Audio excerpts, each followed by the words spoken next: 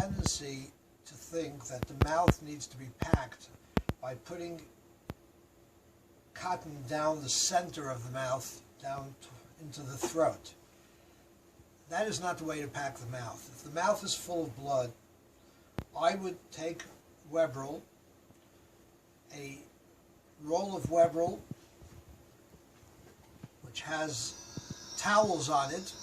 I would fold the towel and use a doubled piece of the Webril, and I would cut it approximately a little less than an inch, perhaps, wide.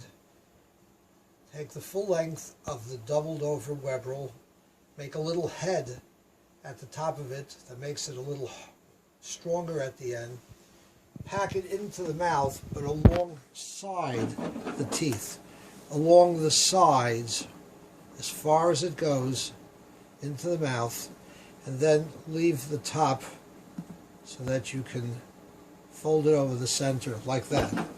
I would do the same thing on the other side. Make a little head to it, pack it down the other side of the mouth as far as it goes, and then leave what is left over at the center so that the mouth is packed, and this will stop bleeding. There's no Mansell's used directly on the cotton that goes into the mouth.